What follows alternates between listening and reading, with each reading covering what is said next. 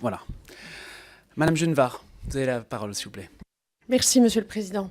Madame la Présidente, tout d'abord, je voudrais vous féliciter pour cette nomination. Vous souhaitez bon courage, parce que c'est un poste qui est difficile, où d'autres avant vous se sont essayés avec les évolutions que nous avons connues. Alors, je vous ai écouté attentivement et dans votre propos, il y a des annonces qui sont tout à fait intéressantes et qui marquent un coup d'arrêt aux travaux qui ont été conduits au sein du Conseil supérieur des programmes, que je connais. J'y ai siégé pendant 2 ans, Annie Genevard, donc, et que j'ai quitté, duquel j'ai démissionné.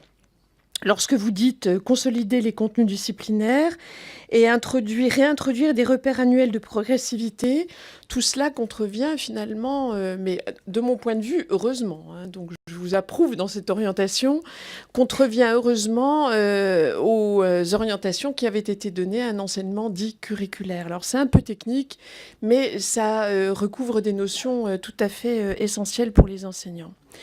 De même, j'approuve tout à fait ce que vous avez énoncé en matière de révision. Il faut introduire le principe de révision des programmes quand ceux-ci ne sont pas satisfaisants.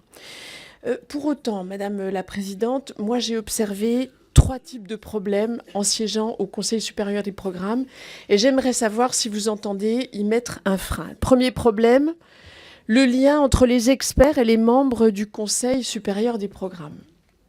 Il n'y avait pas suffisamment de transparence dans l'élaboration des programmes par les experts qui devenaient, ces programmes, le champ de toutes les chapelles, de toutes les idéologies et qui parfois s'exprimaient sans cohérence les unes avec les autres.